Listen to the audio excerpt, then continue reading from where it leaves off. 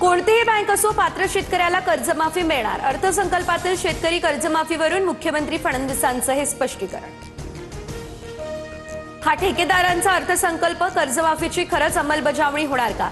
संजय राऊत यांचा सवाल। तर युद्ध केवळ सीमेवर नाही, शेतकऱ्यांच्या बांधावर देखील ठिकठिकाणी शेतकऱ्यांचा माल अडकून पडलाय, राऊतांची टीका।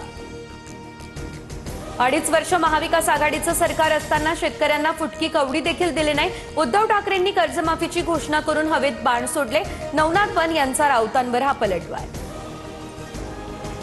शरद पवारांपेक्षा पार्थ पवारांची संपत्ती अधिक। 88 कोटींच्या संपत्तीसह पार्थ पवार महाराष्ट्रातील सर्वात श्रीमंत राज्यसभा उमेदवार। प्रतिज्ञापत्रातून ही माहिती समोर। रोहित पवार यांच्याकडून दिल्लीमध्ये विरोधी पक्षातील नेत्यांच्या भेटीगाठी सुरू। रोहित पवारांनी अरविंद केजरीवालांची भेट घेतली। अजित पवारांच्या अपघातावरून सरकारला घेण्याची तयारी, संसदेत आवाज उठवणार।